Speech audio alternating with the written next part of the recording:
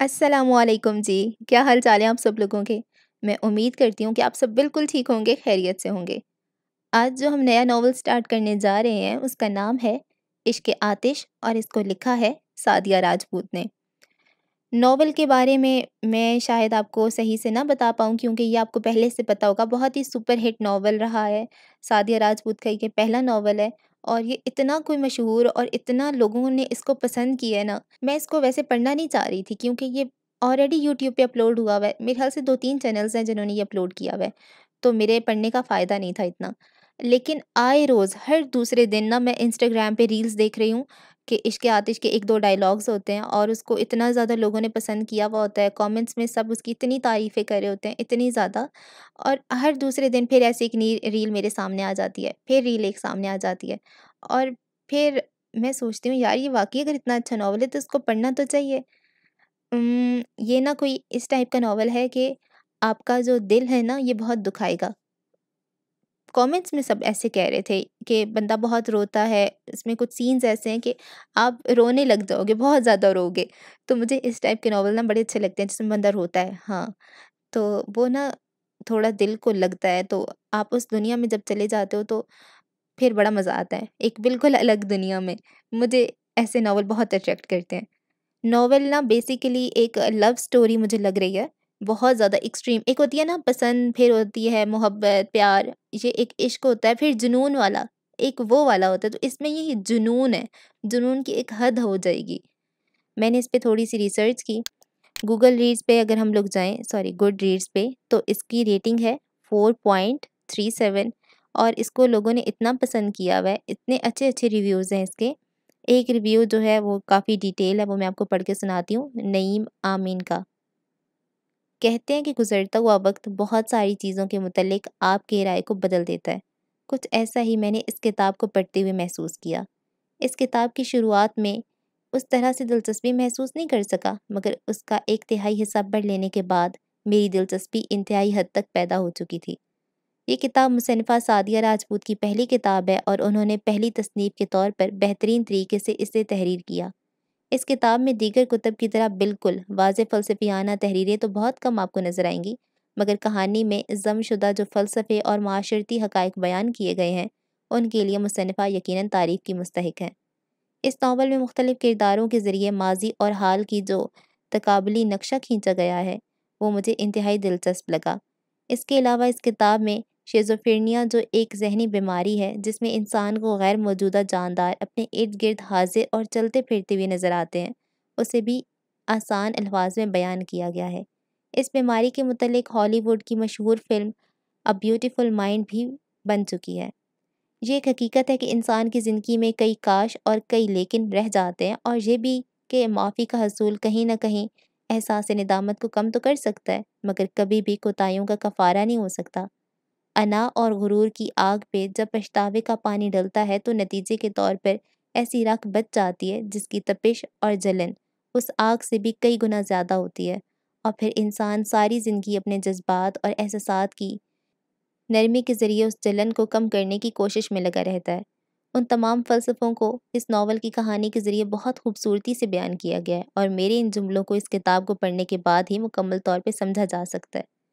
زندگی میں جب انسان کمزور پڑتا ہے یا اپنے اندرونی یا بیرونی زخموں کی وجہ سے ٹوٹ پھوٹ کا شکار ہو جاتا ہے، تو جہاں سینکڑوں مذاق اڑانے والے اور پتھر مارنے والے ہوتے ہیں، وہیں پہ چند ایک مرہم رکھنے والے اور درد کو محسوس کرنے والے بھی ہوتے ہیں، اور اس ناول میں مولانا عبدالخالق صاحب کا بھی ایسا ہی کردار ہے۔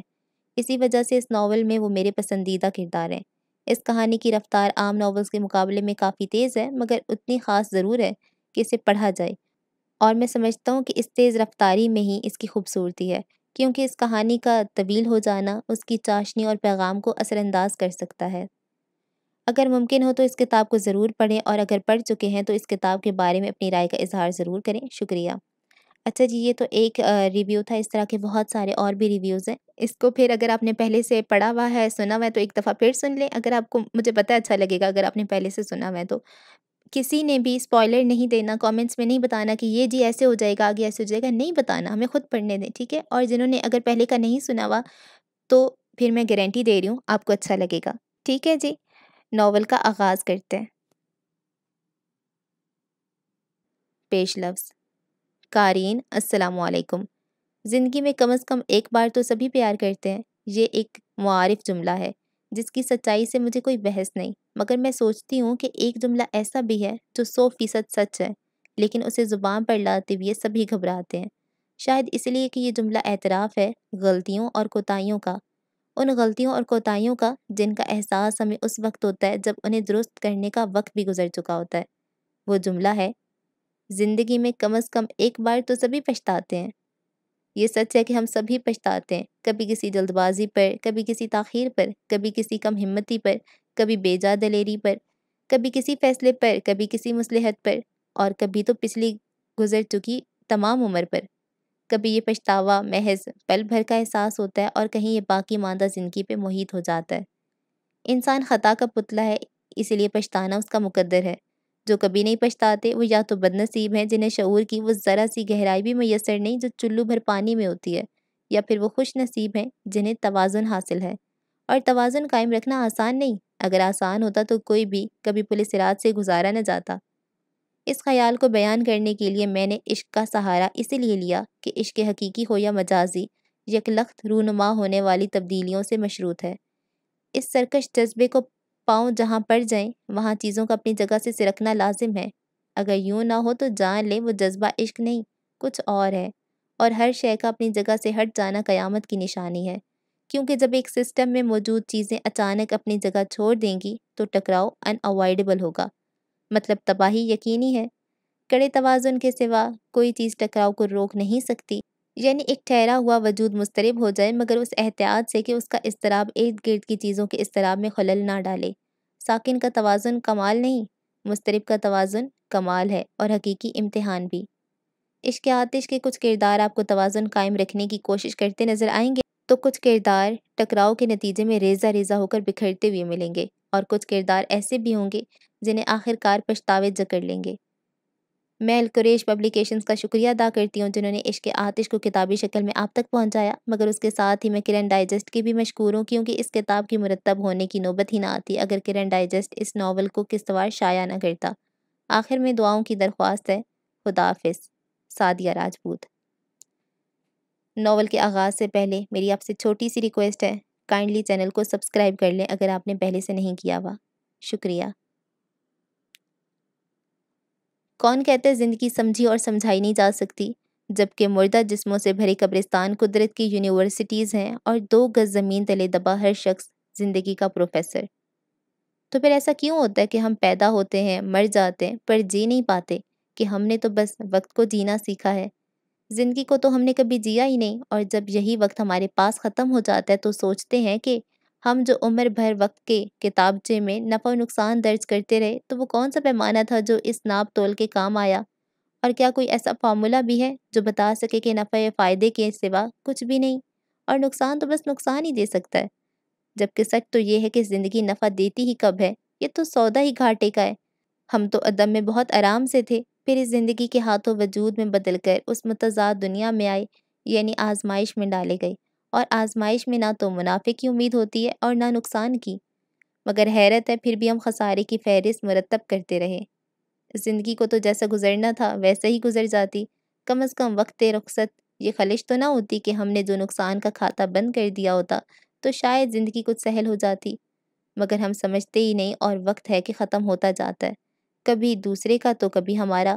صدیوں سے یہی کھیل کھیلا جا رہا ہے، ہم آتے ہیں سیدھے راستوں کو خود اپنے لیے پیچیدہ بناتے ہیں اور یہ کہتے گزر جاتے ہیں اب جو دیکھیں تو کوئی ایسی بڑی بات نہ تھی، یہ شب و روز ماہ و سال کا پرپیچ سفر قدرے آسان بھی ہو سکتا تھا، ہم ذرا دھیان سے چلتے تو وہ گھر جس کے در و بام پہ ویرانی ہے، جس کی ہر طاق پہ رکھی ہوئی حیرانی ہے، جس کی ہر صبح میں شاموں کی پریشانی ہے، اس میں ہم چین سے آباد بھی ہو سکتے تھے۔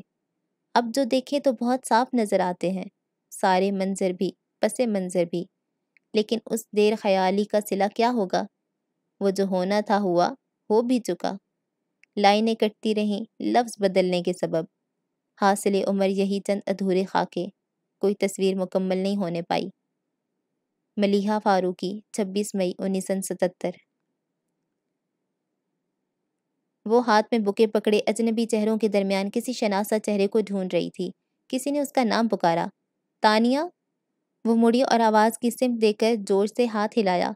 فائزہ! دونوں نے ایک دوسرے کی سمت قدم بڑھائے اور قریب آنے پہ گلے لگ گئیں۔ بھائی کی انگیجمنٹ مبارک ہو، تانیہ نے الگ ہوتے ہوئے کہا۔ تھینکس، فائزہ نے مسکرا کر مبارکباد قبول کی۔ چلو تمہیں اپنے ہونے والی بھابھی سے ملواؤں۔ پھر تانیہ کا ہاتھ پکڑ کر اسے اسٹیج پہ چڑھ گئی۔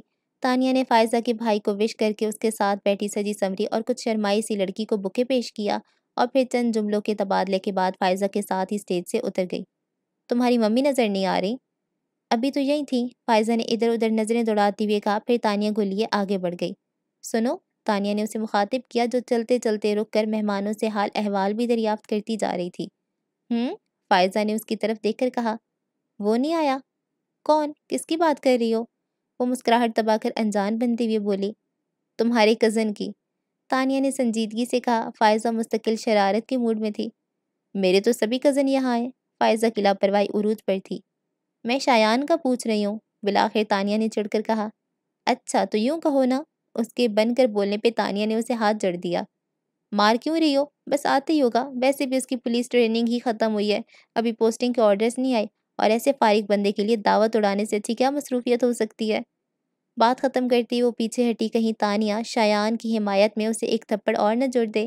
تانیہ نے اسے گھورا مگر پھر کستہ نظر انداز کرتے ہوئے پوچھا، ایک بات تو بتاؤ۔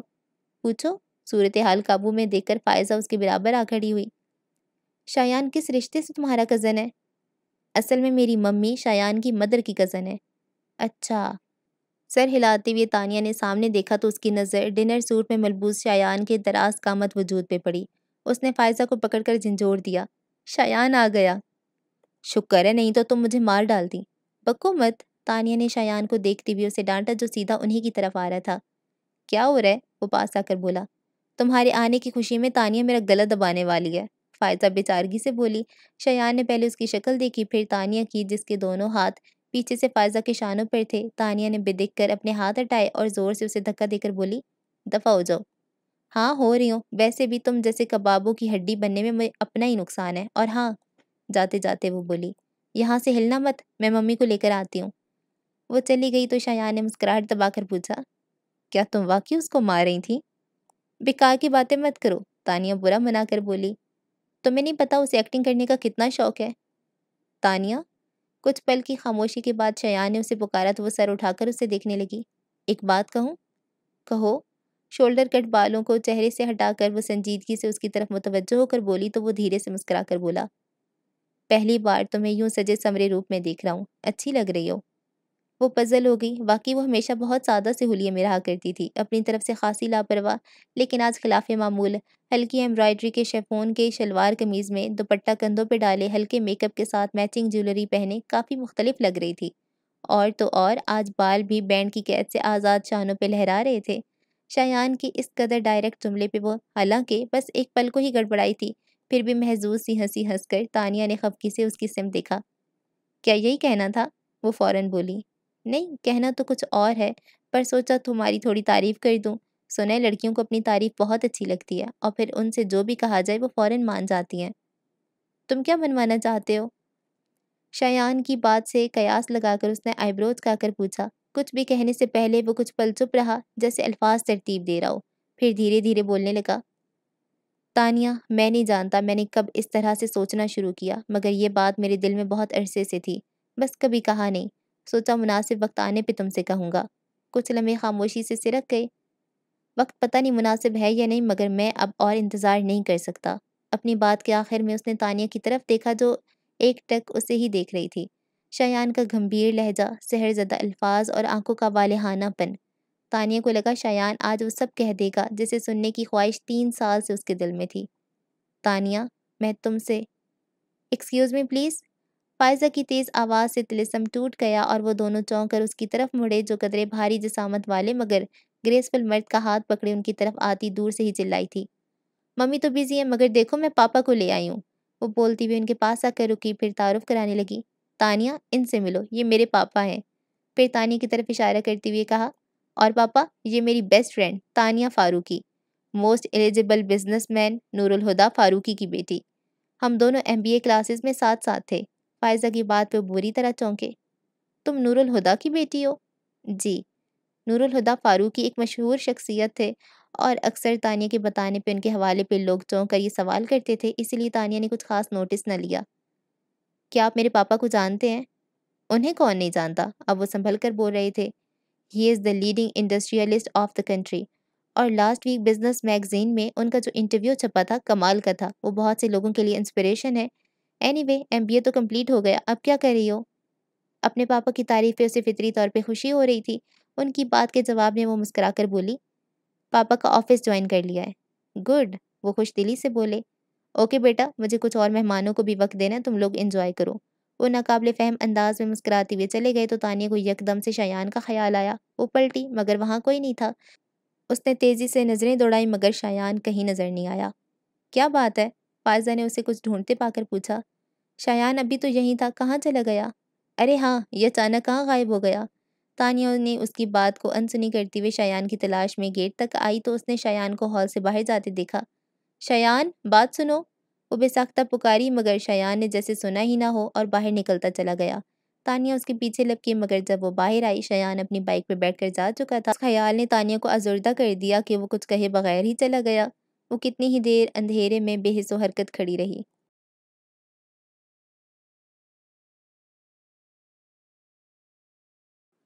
وہ کب سے شایان کے موبائل پہ کال کرنے کی کوشش کر رہی تھی مگر دوسری طرف فون بند تھا۔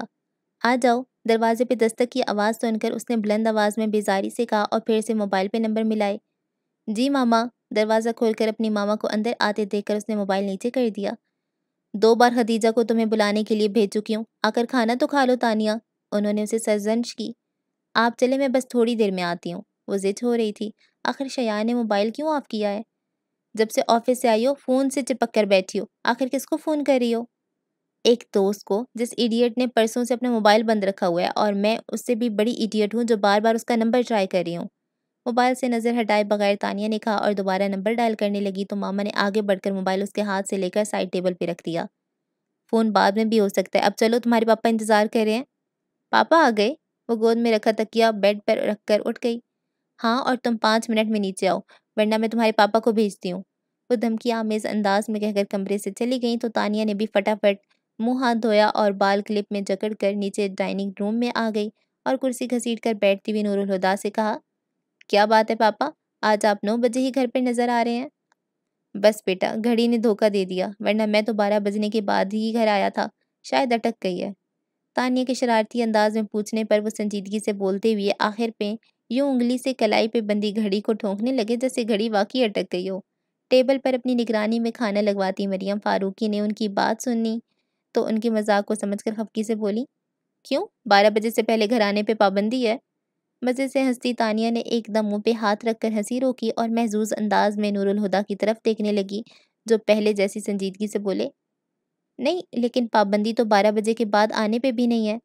تانیہ کی ہنسی چھوٹ گئی تو مریم سلگ کر زور سے بولی، بہادر، پانی اب تک ٹیبل پہ نہیں پہنچا؟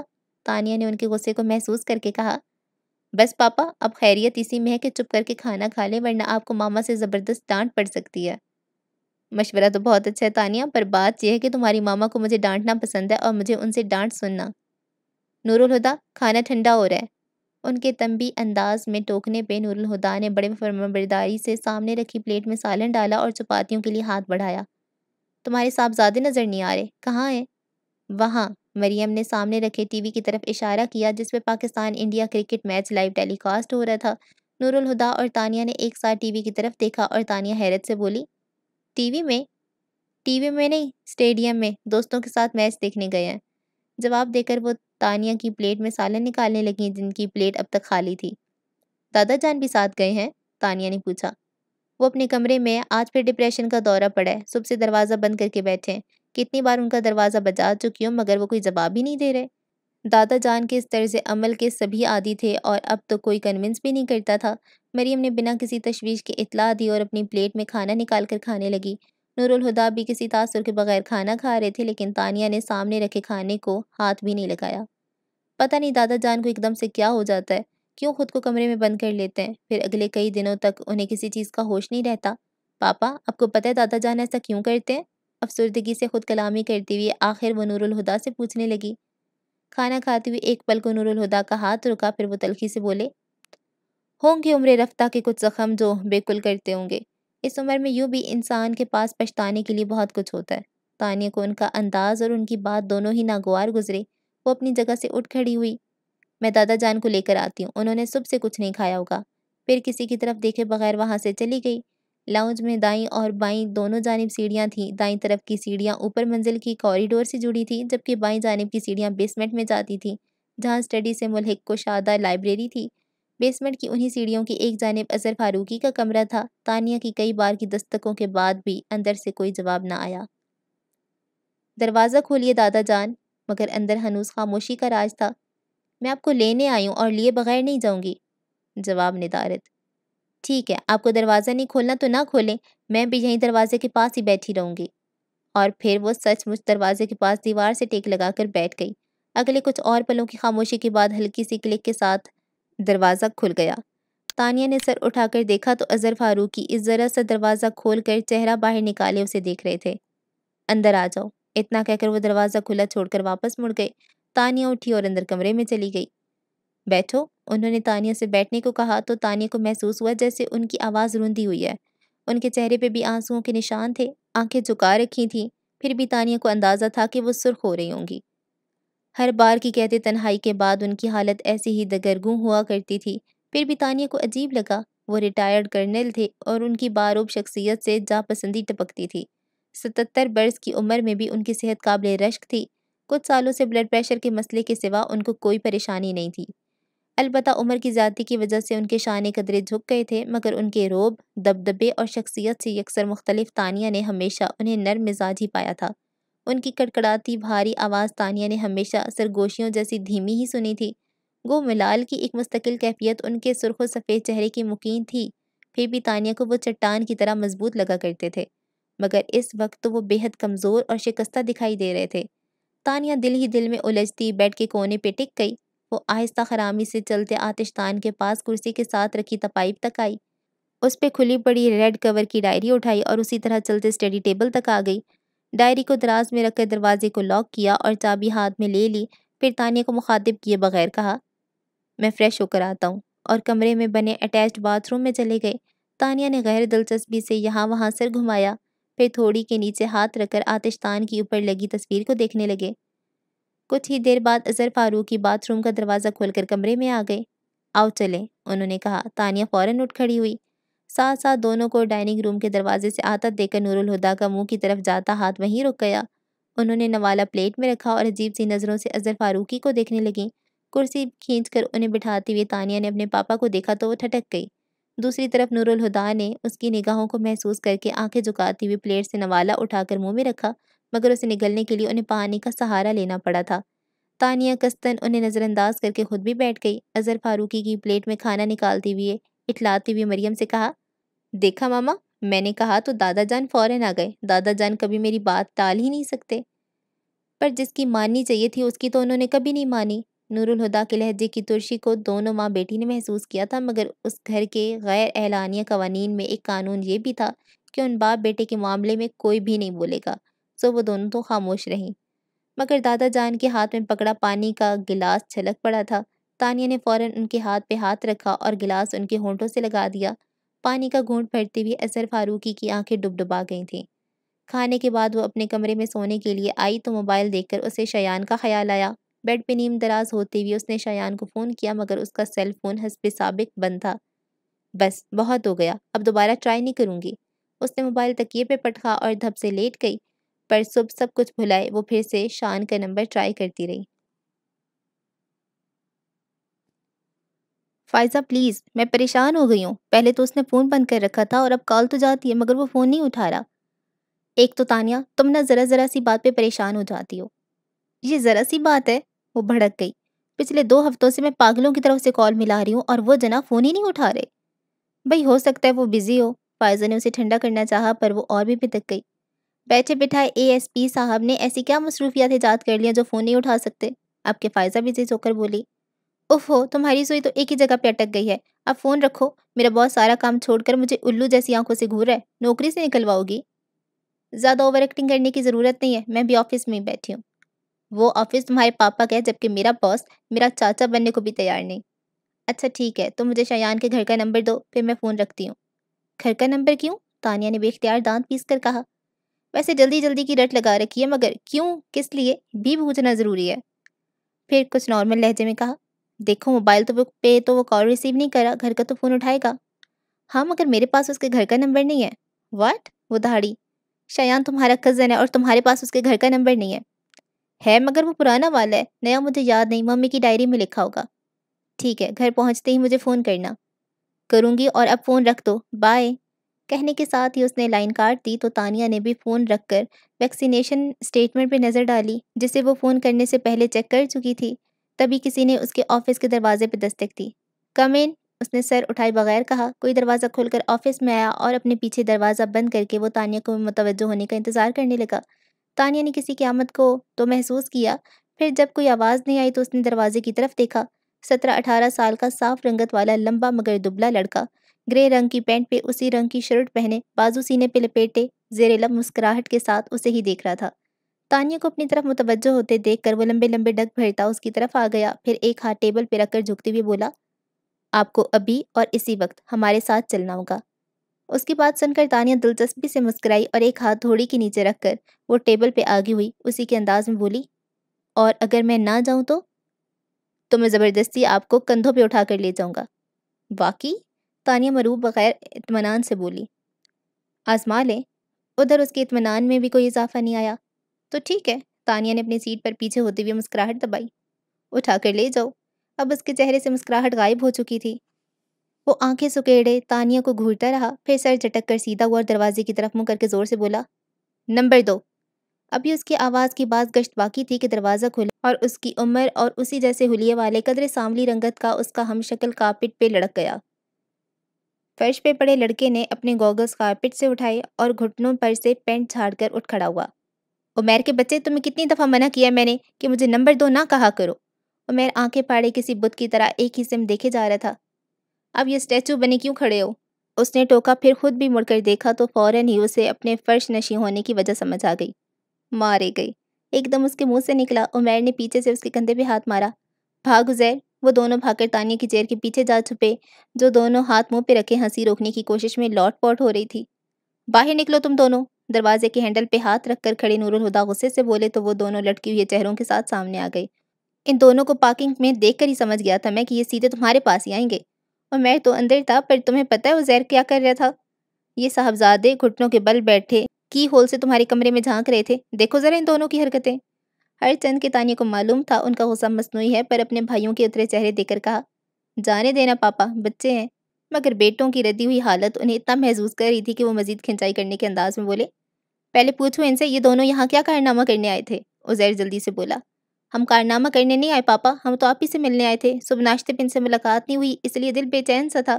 फिर कॉलेज से वापस आकर हमने सोचा आप ही से ऑफिस जाकर मिल लेते हैं। बोल लो उमैर। आला पाई की बकवास एक्टिंग करते हुए उसने उमैर से मदद मांगी, जो फौरन ही मिल गई। बिल्कुल पापा, ये 2 नंबर ठीक कह रहा है। तुमने मुझे फिर 2 नंबर कहा। उज़ैर सब छोड़कर उसके पीछे पड़ गया। तुम मुझसे पूरे 15 मिनट छोटे हो तो हुए ना 2 नंबर। हाँ, उज़ैर की हाँ इस कदर मुदबिराना थी जैसे ये बात आज ही स्केल में आई हो। तुम दोनों फिर से शुरू हो गए। नूरुल हुदा उन्हें टोकते हुए तानिया की तरफ मुड़े। ये दोनों अगर 5 मिनट और ऑफिस में रहे तो भौचाल आ जाएगा, और तुम्हें लिए बगैर ये टिकेंगे नहीं। इसलिए इन दोनों के साथ जाओ, तुम्हारा काम तारिक देख लेगा। ओके, तानिया सर हिलाकर बोली तो मैं जल्दी से आगे हुआ। हम सिर्फ आप ही को लेने नहीं आए, आप भी हमारे साथ चलें। वो पलटने लगे, रुककर पूछा, खैरियत? दादा जान का बर्थडे है और आप हमेशा भूल जाते हैं, तो हमने सोचा इस बार आपको खुद ही लेने आ जाते। चले? उज़ैर बोलती हुई पास आकर उनका बाजू थाम कर बोला, सॉरी बेटा, मैं इस बार भी नहीं आ पाऊंगा। एक पल में उनके चेहरे के अज़लात तन गए थे और मैर को बहुत बुरा लगा था। क्यों? मेरी फॉरेन डेलीगेशन के साथ मीटिंग है, मैं कैसे आ सकता हूँ? उज़ैर बच्चों की तरह मुंह फुलाकर बोला, मीटिंग कैंसिल कर दें? उन्होंने फिर बच्चों की तरह उज़ैर को पुचकारा। समझा करो बेटा, मीटिंग कैंसिल नहीं हो सकती। तो फिर आपने आज के दिन मीटिंग रखी ही क्यों? जबकि पता है कि 29 नवंबर को दादा जान का बर्थडे होता है और हम सब मनाते भी हैं। इससे पहले कि नूरुल हुदा उसे बहलाने को कुछ और बोलते, तानिया ने कहा, जाने दो ज़ैर, पापा नहीं आएंगे, मीटिंग वाकई बहुत अहम है। नूरुल हुदा ने उसकी बात पे चौंक कर उसे देखा। वो जानते थे तानिया जानती है कि वो जिस फॉरेन डेलीगेशन की बात कर रहे हैं वो कल दोपहर को वापस जा चुका था और उसी बात ने उन्हें चौंकाया था।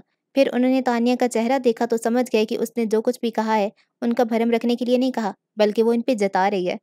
وہ شرمندہ ہو گئے اور ایسا پہلی بار نہیں ہوا تھا۔ تانیہ نے اشارے سے عزیر اور عمیر کو چلنے کے لیے کہا اور خود وہ چھوٹے چھوٹے قدم اٹھاتی نور الہدیٰ کے سامنے جا رکی۔ آپ دادا جان کا برتھ ڈے کبھی نہیں بھولتے، ہے نا پاپا؟ انہوں نے بس اسے دیکھا اور چپ چاپ وہاں سے چلے گئے۔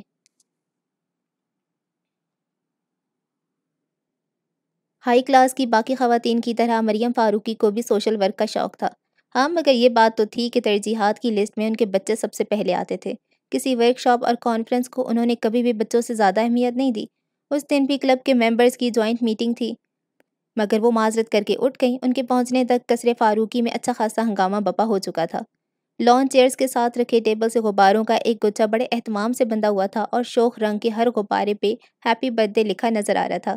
راہداری میں بھی ایسے غبارے ہر جگہ بندھے تھے۔ وہ ہر طرف کا جائزہ لیتی سٹنگ روم میں پہنچی، جہاں رکھا بھاری فرنیچر نہ جانے کس طرح کھسکا کر من پسند کونوں میں گھسایا گیا، جس کے بعد خالی بڑے قالین پہ لکڑی کی اونچی پشت والی کرسی ایک چھوٹے سے ٹیبل کے ساتھ بالکل درمیان میں رکھی تھی، جس کے سامنے اور دائیں بائیں کشن پڑے ہوئے تھے اور بہت سے غبارے اضافی آرائش کے طور پہ یہاں بھی سجائے گئے تھے۔ مریم فاروقی نے اپنا سر پیٹ لیا۔ یہ کیا ہو رہا ہے اس گھر میں؟ خدیجہ، بہادر، رشیدہ! وہ ایک ایک کر کے تمام ملازموں کو آواز دینے لگیں۔ ایک ملازم کسی کونے سے نکل کر سامنے آیا۔ جی بیگم صاحبہ، یہ فرنیچر یہاں سے کیوں ہٹایا اور یہ غبارے کس نے باندھے ہیں؟ جی وہ، مریم سمجھ گئیں۔ اچھا، تو یہ ان تینوں کی حرکت ہے۔ کہاں یہ تینوں؟ کچن میں۔ اب وہاں یہ لوگ کیا طوفان مچائیں گے؟ وہ بڑبڑاتی کچن کی طرف چلیں۔ ڈائننگ روم سے باہر تک سنائی دیتے کہکوں سے پتہ چل رہا تھا کہ وہ تینوں اپنی پسند کا کوئی کارنامہ کر چکے ہیں، اور کچن کے دروازے سے داخل ہوتے ہی ان کے خیال کی تصدیق بھی ہو گئی۔ کچن اس طرح پھیلا ہوا تھا جیسے دو طاقتور فوجوں کے بیچ گھمسان کارن پڑا ہو۔ فرش پہ پڑے عجیب سے آمیزے سے بچتے ہوئے ان کی نظر بہادر پہ پڑی۔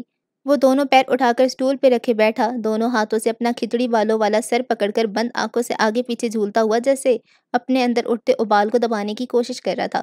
اس پر سے نظر ہٹا کر انہوں نے کچن ٹیبل کے گرد کھڑے اپنے ثبوتوں کو دیکھا، جو سامنے رکھی پلیٹ میں کوئلے جیسی چیز کو دیکھ کر بری طرح ہنس رہے تھے۔ یہ کیا رکھا ہے تم تینوں نے؟ اور یہ کیا چیز ہے؟ نہ چاہتے ہوئے بھی وہ جھڑک کر بولی، ساتھ ہی پلیٹ میں رکھے عجوبے کے بارے میں سوال کیا۔ کیک، عزیر نے بڑی سادگی کے ساتھ یک لفظی جواب دیا، جبکہ باقی دونوں صورتحال کی نزاکت کو دیکھ کر خاموش ہو گئے۔ یہ کیک ہے؟ وہ حیران ہوئی۔ کس نے بنایا ہے؟ آپ ہی نے، وہ فوراً بولا۔ تانیہ نے کھینچ کے ہاتھ اس کی گدی پہ مارا۔ اس وارننگ کے ساتھ ہی اس نے بیان بدل دیا۔ نہیں، عمیر نے۔ میں نے کب بنایا؟ اس نے آنکھیں دکھائیں۔ تم لوگ کبھی چپ بھی کر جایا کرو، وہ ڈانٹ کر بولی۔ اور تم، وہ تانیہ کی طرف مڑی۔ حد کرتی ہو تانیہ، بڑی ہو جاؤ، بجائے اس کے کہ بھائیوں کو ٹوکو، تم بھی ان کے ساتھ مل گئی۔ ہم تو بس دادا جان کے لیے برتھ ڈے کیک بنا رہے تھے، اس نے کمزور سی آواز میں صفائی دی۔ عمیر نے اس کے جملے کو اچک کر کہا، وہ الگ بات ہے کہ اوون سے کوئلہ برآمد ہوا ہے۔ اور وہ تینوں کھیکھی کر کے ہنسنے لگے۔ وہ کچھ نرم ہو کر بولی، کیک میں بیک کر دیتی ہوں، مگر ایک شرط پہ۔ کیا؟ تینوں ہم آواز ہو کر بولے۔ جتنی دیر میں فریش ہو کر آتی ہوں تم تینوں کچن صاف کرو گے اور بہادر صرف نگرانی کرے گا۔ اٹھو بہادر، اور دیکھنا ان میں سے کوئی بھاگنے نہ پائے۔ وہ جا چکی تو بہادر سینہ چوڑا کر کے اسٹول سے اٹھ کھڑا ہوا۔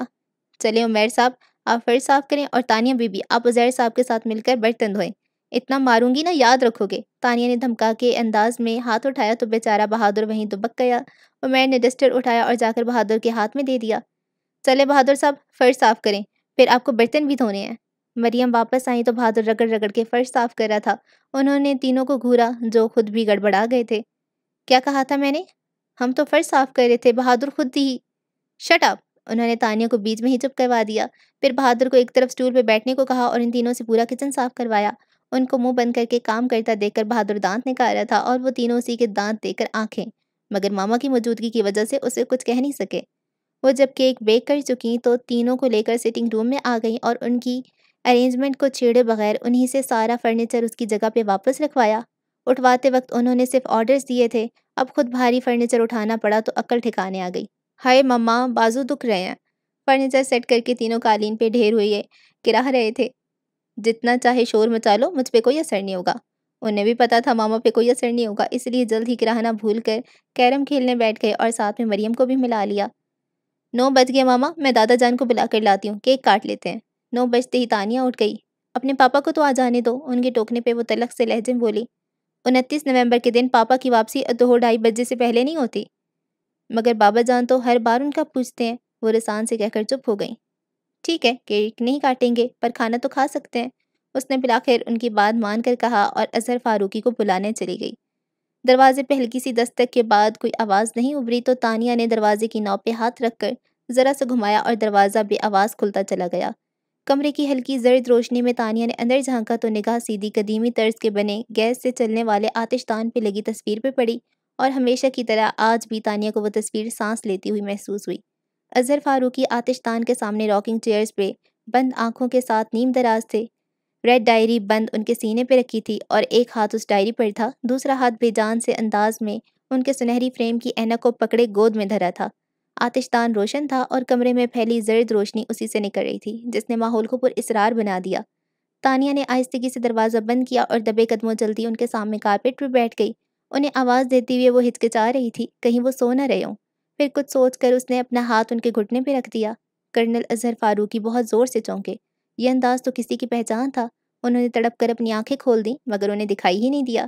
تانیہ نے انہیں آنکھیں کھولتا دیکھ کر کچھ کہا تھا مگر انہیں کچھ سنائی ہی نہیں دیا۔ ان کی آنکھیں کسی اور ہی منظر میں الجھ گئی تھیں۔ ان کے کان اس آواز کو سن رہے تھے جسے ایک بار اور سن لینے کی خواہش برسوں سے ان کے دل میں تھی۔ تانیہ کے غیر ارادی عمل نے انہیں بہت پیچھے دھکیل دیا۔ Happy birthday to you, happy birthday to you, happy birthday dear بابا۔ آتش دان کے سامنے راکنگ چیئر پہ نیم دراز اظہر فاروقی نے اس کی گنگناتی آواز بھی سنی تھی اور اس کا اپنے قدموں میں بیٹھنا بھی محسوس کیا تھا، لیکن پھر بھی وہ آنکھیں بند کیے اس پل کا انتظار کرتے رہے جب ان کی ساری تھکن سمیٹ لیتی، اور پھر اس نے بہت آہستہ سے ان کے گھٹنے پہ اپنا ہاتھ رکھ دیا۔ اظہر فاروقی نے دھیرے سے آنکھیں کھول کر آسمانی رنگ کے کپڑوں میں ملبوس اس آسمان کی پری کو دیکھا جس کے چہرے کے گرد بکھرے لمبے سنہری مائل گھنے بال رات اور چاند کا عکس لگ رہے تھے۔ وہ دھیرے سے مسکرا دیے۔ وہ کھلکھلا کر ہنس پڑی تھی۔ ہیپی برتھ ڈے بابا جان۔ تھینک یو بیٹا، وہ بولے اور شکایت کرنے لگے۔ تاریخ بدلنے میں اب بس چند منٹ ہی باقی ہیں۔ اب جا کر باپ کو وش کرنے کا خیال آیا ہے؟ سوری بابا جان، مگر مجھے یاد تھا، بس ہادی بھائی کا انتظار کر رہی تھی کہ وہ آ جائیں تو کیک ساتھ میں ہی کاٹیں گے۔ بولتی ہوئے وہ ذرا سا تپائی کی طرف کھسک گئی اور کیک پہ لگی کینڈل کو جلانے کے لیے ماچس اٹھا لی۔ اظہر فاروقی نے سوال کیا، نور الہدیٰ ابھی نہیں آیا؟ نہیں، تو پھر اسے آ جانے دو۔ ماچس جلاتے اس کے ہاتھ وہیں رک گئے۔ بابا جان 12 تو بس بجنے ہی والے ہیں اور سالگرہ تو اپنی تاریخ بھی اچھی لگتی ہے، مگر انتظار کر لینے میں کوئی حرج نہیں ہے۔ اپنی بات کہہ کر وہ اٹھے اور کھڑکی کے ساتھ رکھے اسٹڈی ٹیبل پر ترتیب سے رکھی کتابوں میں سے ایک کتاب اٹھا کر اس کے ورق پلٹنے لگے، اور وہ چپ سی ہو گئی۔ پھر اس نے انگلیوں میں دبی ماچس کی تیلی کو جلایا اور جب رقص کرتے ننھے سے شعلے کا عکس اس کی آنکھوں میں چمکنے لگا تو پھونک مار کر ماچس بجھاتے وہ اٹھ گئی اور ساتھ ہی تپائی پر سے کیک کی پلیٹ بھی اٹھا لی۔ اپنے نظر انداز کیے جانے پہ اس کے چہرے سے جھلکتی تکلیف جسے وہ آج اپنے دل میں محسوس کر رہے تھے، اس دن انہوں نے دیکھی بھی نہیں تھی۔ وہ دروازے تک بھی نہ پہنچی تھی کہ ہارن کی تیز آواز سنائی دی۔ ہادی بھائی آ گئے، کہہ کر اس نے پلیٹ واپس رکھی اور باہر کی طرف دوڑ گئی۔ بھاگتے ہوئے لاؤنج سے گزر کر وہ انٹرنس ڈور کی طرف بڑھی۔ ٹھیک اسی وقت نور الہدیٰ دروازہ کھول کر اندر آنے لگے اور سامنے سے آتی لڑکی سے ٹکرا گئے، اور اس سے پہلے کہ وہ انہیں ساتھ لے کر دوسری طرف جا گرتی، خود کو سنبھالتی ہوئی نور الہدیٰ نے اسے بھی سنبھال لیا۔ ارے بھائی آرام سے، گر جاؤ گی۔ اسے خود سے الگ کرتے ہوئے وہ بولے، بائی دا وے اگر تمہارا ارادہ اولمپکس میں حصہ لینے کا ہے تب بھی دوڑ کر گریس جانے کا کیا ضرورت؟ اسے خجل سا چھوڑ کر وہ لاؤنج کی سیڑھیوں کی طرف بڑھ گئے تو وہ پیچھے سے بولی، ہادی بھائی کہاں جا رہے ہیں؟ اپنے کمرے میں، وہ پلٹ کر بولے۔ جی نہیں، پاس آ کر ان کا بازو تھامتے بولی، آپ میرے ساتھ چل رہے ہیں؟ تمہارا اس وقت آؤٹنگ کا پروگرام ہے؟ وہ گھبرا کر بولے، حالانکہ وہ تھک چکے تھے اور فوراً سونا چاہتے تھے، پھر بھی ان کے لہجے میں اکتاہٹ کی بجائے وہی نرمی تھی جو اس لڑکی کے لیے مخصوص تھی۔ نہیں بھائی، بابا جان کے پاس چلنے کو کہہ رہی ہوں، وہ کب سے آپ کا انتظار کر رہے ہیں۔ بابا جان ابھی تک جاگ رہے ہیں؟ وہ چونک کر بولے، اس کا مطلب آج تو دیر سے آنے پہ ڈانٹ پڑے گی، اور پڑھنی بھی چاہیے، مگر اس وقت بابا جان آپ کی کلاس لینے کے لیے نہیں بلکہ اپنا برتھ ڈے سیلیبریٹ کرنے کے لیے آپ کو انتظار کر رہے ہیں۔ ارے ہاں، آج تو 29 نومبر ہے، وہ سر پہ ہاتھ مار کر بولے، پھر اس کی طرف دیکھ کر کہا، اگر میں بھول ہی گیا تھا تو مجھے یاد نہیں کرا سکتی تھی؟ ایکسکیوز می، وہ برا مان کر کہنے لگی، آپ تو ہر سال بھول جاتے، ہمیشہ مجھے ہی یاد کرانا پڑتا ہے، ورنہ خود سے آپ کو اپنا برتھ ڈے بھی یاد نہ رہے۔ اوکے اوکے، وہ جلدی سے بولے، یہ جھگڑا بعد میں دیکھیں گے، ابھی بابا جان کے پاس چلو۔ پھر اس کے کندھوں پہ بازو پھیلا کر ساتھ لیے وہ بابا جان کے کمرے میں آ گئے۔ آئیے برخوردار، کب سے آپ کا انتظار ہے، بابا جان انہیں دیکھتے ہی بولے۔ Happy birthday. Noor Alhuda بازو پہ ڈالا کوٹ بیڈ پہ اچھال کر ان سے بغل گیر ہو گئے۔ سوری بابا جان، اس بار میں بھول گیا۔ ان سے الگ ہوتے اسے کن اکھیوں سے دیکھ کر وہ اسے چھیڑنے کے لیے بولے۔ اس نے منہ پھلا کر رخ پھیر لیا۔ چلیں بیٹھیں۔ انہوں نے صوفے پہ بٹھاتے ہوئے ان کی نظر کیک پہ پڑی تو پلٹ کر کیک کی پلیٹ اور ماچس اٹھا کر صوفے پہ آ بیٹھے۔ پلیٹ ٹیبل پہ رکھ کر انہوں نے موم بتی جلائی اور کیک کاٹنے کی چھری اٹھا کر بابا جان کو پکڑائی، پھر اسے دیکھ کر بولے، وہاں کیوں کھڑی ہو، ادھر آؤ۔ اور وہ آ کر بابا جان کی دوسری طرف بیٹھ گئی۔ دادا جان کیک کاٹ لیں۔ کیا؟ بابا جان بچے کیک کاٹنے کو کہہ رہے ہیں۔ اب کہ ذرا دھیان سے انہوں نے اپنے آس پاس دیکھا، تانیہ ہاتھ میں چھری لیے منتظر سی ان کے ساتھ بیٹھی تھی، جبکہ مریم دوسری طرف تھی اور عزیر سامنے بیٹھے تھے۔ سب کی طرف دیکھ کر پوچھا، نور الہدیٰ نہیں آیا؟ نہیں، اور اب تو 12 بجنے والے ہیں دادا جان، کیک کاٹ لیجئے۔ ہاں، اور سالگرہ تو اپنی تاریخ پہ ہی اچھی لگتی ہے۔ تانیہ کی بات پہ برسوں پہلے کسی کا کہا جملہ شکستہ انداز میں ان کے لب سے ادا ہوا تھا، یاد ماضی عذاب ہے یارب، چھین لے مجھ سے حافظہ میرا۔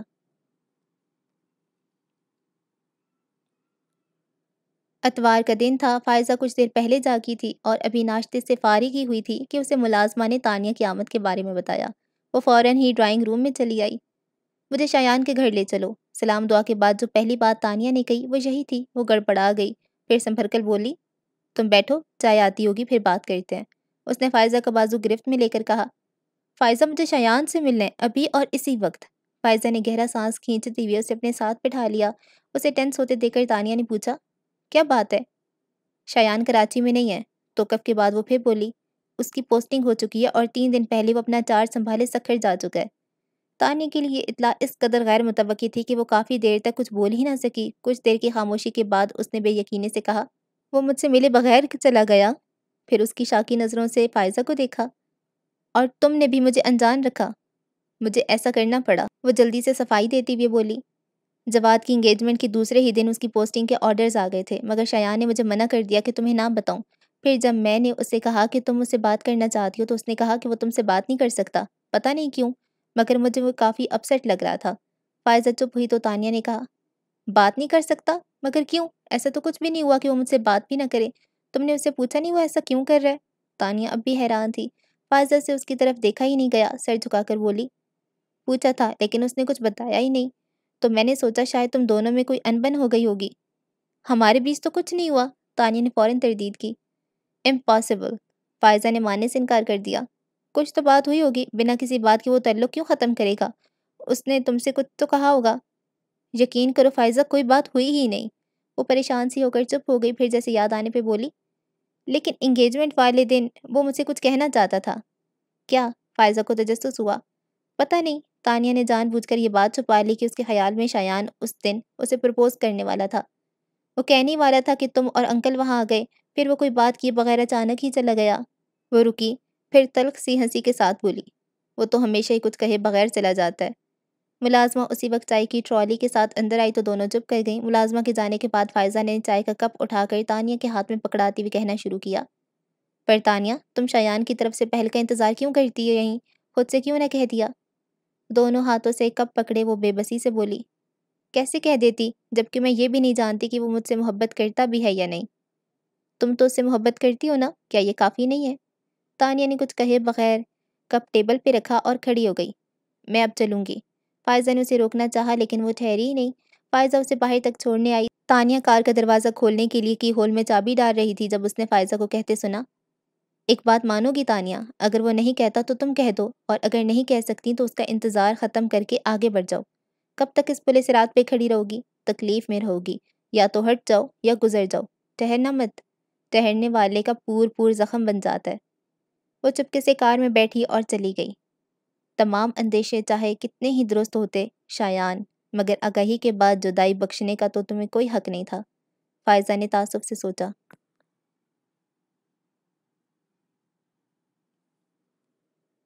ایک ہاتھ میں فائلز اور دوسرے میں دوپٹہ پکڑے اس نے آمد کافی افراتفری میں ہوئی تھی۔ نور الہدیٰ نے اخبار نیچے کر کے اسے دیکھا۔ میں سوچ رہا ہوں دیر سے آفس آنے والوں کی تنخواہ کاٹنا شروع کر دوں۔ مریم ان کی طرف دیکھ کر ہنسی، ایسا مت کرنا نور الہدیٰ، ورنہ تنخواہ کے نام پہ تانیہ کے ہاتھ کچھ بھی نہیں آئے گا۔ Very funny.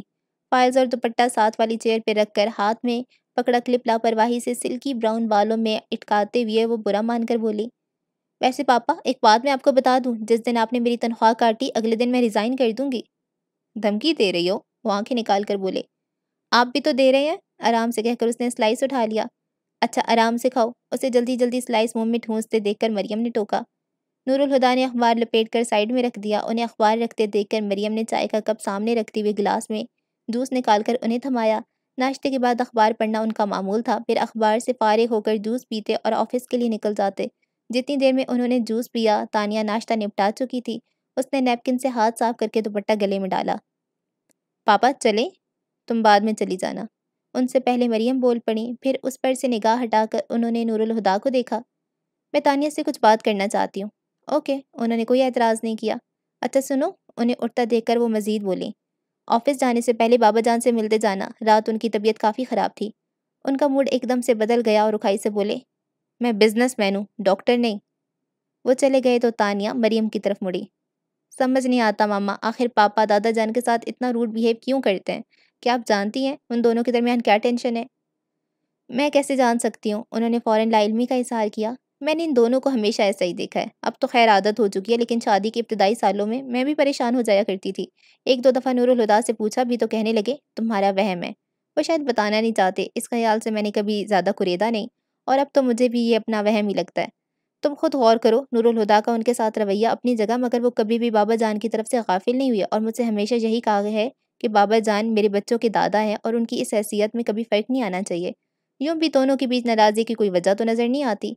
پھر اس کے گال تپکتے ہوئے کہا، ان باتوں کو اتنا سیریسلی مت لیا کرو۔ آپ مجھ سے کچھ بات کرنے والی تھی، وہ سر چٹک کر بولی۔ ہاں آؤ، تمہارے روم میں چل کر بات کرتے ہیں۔ تانیہ اپنی فائلز اٹھا کر ان کے ساتھ اٹھ کھڑی ہوئی۔ اپنے کمرے سے بریف کیس اٹھا کر دو دو سیڑھیاں اترتے ہوئے وہ لاؤنج میں آئے تو بجائے آگے بڑھنے کے رک گئے۔ بابا جان کی خراب طبیعت کا سن کر وہ پریشان ہو گئے تھے اور تفکر ان کے چہرے سے بھی نظر آ رہا تھا۔ کچھ پل ٹھہر کر وہ آہستہ آہستہ قدم اٹھاتے ان کے کمرے کے دروازے پر جا رکے اور دستک کے لیے ہاتھ اٹھایا۔ پھر پتہ نہیں کیا ہوا، انہوں نے اٹھتے ہوئے ہاتھ کی مٹھی بنا کر بھینچ لیا۔ اچانک ہی ان کے چہرے سے بے حسی جھلکنے لگی تھی، پھر وہ مڑے اور تیز قدموں سے چل کر باہر نکل گئے۔ تانیہ دونوں پیر اٹھائے بیڈ پر بیٹھی تھی اور مریم اس سے کچھ فاصلے پہ گہری سوچ میں ڈوبی تھی۔ تانیہ نے خود سے کچھ پوچھنا مناسب نہیں سمجھا تو چپ کر کے انہیں دیکھنے لگی۔ وہ ہمیشہ کی طرح ہی سلک کی ساڑی پہنے ہوئے تھیں۔ تانیہ نے کبھی بھی انہیں بہت زیادہ لمبے بالوں کے ساتھ نہیں دیکھا۔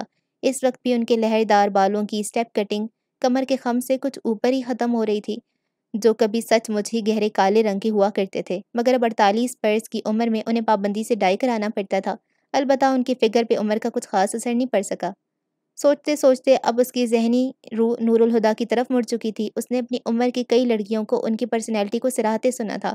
کن پٹیوں سے ان کے بال سفید ہو چکے تھے، جنہیں انہوں نے کبھی کلر کرنے کی ضرورت محسوس نہیں کی تھی۔ ان کے اٹھنے بیٹھنے، چلنے پھرنے اور بولنے میں بھی خود اعتمادی جھلکتی تھی۔ وہ متاثر کن شخصیت کے مالک تھے۔ ان دونوں لوگوں کے ساتھ دیکھ کر تانیہ کے دماغ میں ایک ہی بات آتی، میڈ فار ایچ ادر۔ ابھی بھی یہی سوچ کر اس کے ہونٹوں پہ مسکراہٹ آ گئی تھی، جسے فوراً ہی دباتے ہوئے اس نے مریم سے کہا، ماما مجھے بھی آفس بھی جانا ہے۔ ہاں مجھے یاد ہے، وہ بول کر پھر رکی، کچھ سوچا، پھر آخر اسے مخاطب کر ہی لیا۔ تمہیں انظر کیسا لگتا ہے؟ جیسا ہے ویسا ہی لگتا ہے، اس نے محتاط انداز میں جواب دیا۔ یہی تو پوچھ رہی ہوں، کیسا ہے؟ وہ زور دے کر بولی۔ مجھے کیا معلوم، اس نے پہلو تہی کی۔ معلوم کیوں نہیں، آخر تم دونوں بچپن کی دوست ہو۔ بچپن کی دوستی تو ماما بچپن میں ہی ختم ہو گئی، جب وہ پڑھنے کے لیے ابراڈ چلا گیا تھا۔ اب وہ میرا دوست نہیں ہے، صرف فاروقی گروپ آف انڈسٹریز کا وینڈر ہے، اور اگر وہ میرے لیے کچھ ہے بھی تو بس تیمور انکل کا بیٹا، اس کے علاوہ کچھ نہیں۔ اس بار وہ بولی تو اس کے لہجے میں کوئی گنجائش نہیں تھی۔ مریم نے سانس بھر کے کہہ دیا، انصر نے تمہیں پرپوز کیا ہے؟ خود؟ وہ حیران ہوئی۔ مجھ سے تو عروسہ نے ہی بات کی ہے، مگر ظاہر ہے بیٹی کی مرضی سے ہی کی ہوگی۔ وہ خاموش بیٹھی رہی۔ وہ باقاعدہ طور پر رشتہ لے کر آنے کی اجازت مانگ رہی ہیں۔ تمہارے پاپا کو بھی پرپوزل اچھا لگا اور دادا جان نے بھی اپروو کر دیا، مگر ظاہر ہے آخری فیصلہ تم کو ہی کرنا ہے، سوچ سمجھ کے جواب دینا۔ ماما لیکن، اس نے کچھ بولنا چاہا پر مریم نے بیچ میں ہی روک دیا۔ دیکھو اس بار کوئی ٹال مٹول نہیں چلے گی، جب تک تم پڑھ رہی تھی تب تک تو ٹھیک تھا، پر اب جو سال بھر سے تم بہانے بنا رہی ہو وہ میری سمجھ سے باہر ہیں۔ مجھے سمجھ نہیں آتا آخر تم شادی کے بارے میں کب سیریس ہوگی؟ ماما پلیز اس ذکر کو ابھی رہنے دیں، اس نے کوشش کر کے بول ہی دیا، مگر انہوں نے جیسے سنا ہی نہیں۔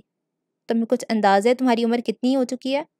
ظاہر سی بات ہے یہ سوال اس سے جواب مانگنے کے لیے نہیں کیا گیا تھا۔ 24 سال، وہ بولی۔ اور جب میں 24 سال کی تھی تو تم میری گود میں تھی، وہ رک کر اس کی فک ہوتی شکل دیکھ کر بولی۔ میں نے پہلے بھی تم سے کہا ہے اور اب پھر کہہ رہی ہوں، اگر تمہاری اپنی کوئی چوائس ہے تو کھل کر کہہ دو، مجھے یا کسی بھی دوسرے شخص کو اعتراض نہیں ہوگا۔ اس کی آنکھوں میں ایک دم ہی شایان کا چہرہ ابھر آیا تو اس نے سختی سے پلکیں بند کی، پھر کھول کر انہیں دیکھا۔ اور اگر تمہاری کوئی چوائس نہیں ہے تو بیٹا، میں کہوں گی تمہارے لیے انصر سے بہتر اور کوئی نہیں ہو سکتا۔ انہوں نے توقف کیا، پھر پیار سے اس کے بالوں پہ ہاتھ پھیرنے لگیں۔ تانیہ، یہ وقت جو اس پل تمہارے ہاتھ میں ہے بہت خوبصورت ہے، اسے نہ گماؤ۔ میں جاؤں؟ کچھ دیر بعد اس نے ہلکے سے پوچھا۔ ہاں جاؤ، انہوں نے اجازت دیتے ہوئے کہا۔ ان کے پاس سے اٹھ کر وہ دادا جان کے پاس آ گئی۔ تم گئی نہیں؟ خلاف معمول اس وقت اسے گھر میں دیکھ کر حیران ہوئے۔ بس جا رہی ہوں۔ پھر بیڈ پر ان کے برابر ٹکتے ہوئے بولی جہاں وہ نیم دراز تھے۔ اب آپ کی طبیعت کیسی ہے؟ تمہیں دیکھ کر ٹھیک ہو گئی، وہ کستن مسکرائی۔ اظہر فاروقی کچھ جھجکے پھر پوچھا، نور الہدیٰ بھی گھر پہ ہے؟ نہیں، وہ آفس جا چکے ہیں، آہستہ سے کہہ کر اس نے ان کا ہاتھ چوم کر کہا، آئی لو یو دادا جان۔ وہ جانتی تھی یہ الفاظ ان کی تکلیف کا نیم البدل نہیں ہو سکتے، پھر بھی وہ مسکرائے تو اسے حوصلہ ہوا۔ پھر انہیں اللہ حافظ کہہ کر وہ باہر پورچ میں آ گئی۔ اپنی کار ریورس کر رہی تھی کہ ڈاکٹر سراج بیک ویو مرر میں گیٹ سے اندر آتے دکھائی دیے۔ وہ گاڑی میں بیٹھے بیٹھے ہی کھڑکی سے سر نکال کر بولی، ڈاکٹر صاحب آپ اس وقت؟ ویسے ٹھیک وقت پر آئے ہیں، آج دادا جان کی طبیعت کچھ ٹھیک نہیں۔ وہ کھڑکی کے پاس آ کر جھکتے ہوئے بولی، ہر منگل کو مجھے کرنل صاحب کے چیک اپ کے لیے ہی آنا ہوتا ہے، اور آج بھی میں شام کو آنے ہی والا تھا، پر فاروقی صاحب کا فون آیا کہ کرنل صاحب کی طبیعت ناساز ہے تو میں صبح آ گیا۔ آپ کو پاپا نے فون کیا ہے؟ وہ خوشگوار حیرت سے بولی۔ ہاں۔ اچھا، وہ ہنسی۔ یہ بات دادا جان کو ضرور بتائیے گا۔ بتا دوں گا، وہ نہ سمجھی سے بولے، اور تانیہ انہیں حیران چھوڑ کر اپنی کال نکال کر لے گئی۔ دن ہفتوں میں اور ہفتے مہینوں میں کتنی تیزی سے بدلتے جا رہے ہیں۔ یوں ہی کیلنڈر کو دیکھتے ہوئے تانیہ کو احساس ہوا کہ شایان کو سکھر گئے 2 مہینے سے زیادہ ہو چکے تھے، اور اس تمام عرصے میں شایان کی صورت دیکھنا تو دور، اس نے شایان کی آواز تک نہیں سنی تھی۔ حالانکہ اس کا بہت دل چاہا کم از کم ایک بار تو اسے فون کر لے، مگر اس نے سختی سے خود کو روک لیا۔ وہ اتنی ارزاں بھی نہیں تھی۔ انٹرکام کی بیپ پہ اس کا دھیان بٹا تھا۔ ہیلو، انٹرکام کا بٹن پریس کرتے ہوئے اس نے کہا، میڈم، مس فائزہ آپ سے ملنا چاہتی ہیں۔ ہاں، اندر بھیجو اور چائے پی۔ فائزہ کے نام پہ وہ سیدھی ہو کر بیٹھ گئی۔ تانیہ حیران ہو کر فائزہ کے یوں آفس آنے کی وجہ سوچنے لگی۔ چند لمحوں بعد فائزہ ایک دم سے اس کے آفس کا دروازہ کھول کر اندر آئی اور آتے ہی بولی، شایان کے فادر کو ہارٹ اٹیک ہوا ہے۔ تانیہ کتنی ہی دیر کچھ بول نہ سکی، پھر کوشش کر کے اس نے خود کو ہلنے پہ آمادہ کیا۔ وہ ٹھیک ہے؟ سمجھو جان بچی ہے۔ فائزہ خود بھی پریشان نظر آ رہی تھی۔ یہ بھی بڑی بات ہے، تانیہ نے اسے دلاسا دینے کو کہا، پھر پوچھا، اب ان کی کنڈیشن کیسی ہے؟ ابھی تو صبح انہیں روم میں شفٹ کر دیا گیا ہے، پرسوں رات سے تو آئی سی یو میں تھے۔ تانیہ کو خیال آیا کہ وہ جب سے آئی ہے کھڑی ہے۔ اچھا بیٹھ تو جاؤ۔ نہیں، وہ اسی طرح کھڑی رہی۔ میں ہاسپٹل جا رہی ہوں، راستے میں تمہارا آفس آیا تو سوچا تمہیں اطلاع کر دوں۔ میں بھی چلتی ہوں تمہارے ساتھ، تانیہ نے جلدی سے کہا، پھر انٹرکام پہ طارق صاحب کو بیٹھنے کا کہہ کر اپنے سامنے کھلی فائلیں سمیٹنے لگی۔ Yes madam. ذرا دیر میں ایک ادھیڑ عمر صاحب آفس میں تھے۔ طارق صاحب، یہ فائل میں نے دیکھ لی ہے، جیسے پاپا فیکٹری سے آئیں سائن کروا لیجیے گا، اور یہ کوٹیشن سپریم کورٹ کارپوریشن کو آج ہی فیکس ہو جانی چاہیے، اور اگر پاپا میرا پوچھے تو کہہ دیجیے گا ضروری کام سے گئی ہوں، 1 ڈیڑھ گھنٹہ میں آ جاؤں گی۔ جلدی جلدی بولتے ہوئے اس نے 2 فائلیں ان کو پکڑائیں، پھر بیگ کا اسٹریپ کندھے پہ ڈال کر موبائل اور چابیاں اٹھاتی فائزہ کو اپنے پیچھے آنے کا اشارہ کرتی آفس سے نکل گئی۔ فائزہ کے بیٹھتی اس نے گاڑی آگے بڑھا دی۔ کون سے اسپتال میں ہے؟ آغا خان۔ سڑک پہ آتے ہی تانیہ نے پوچھا تھا، اور فائزہ کے جواب پہ وہ خاموشی سے ڈرائیو کرنے لگی، مگر کچھ یاد آنے پہ پوچھا، شایان کو پتہ ہے؟ انکل کو ہارٹ اٹیک ہفتہ کی رات کو ہوا تھا، اور شان ہر ویکنڈ پہ کراچی آتا ہے، انکل کو ہاسپٹل بھی وہی لے کر گیا تھا۔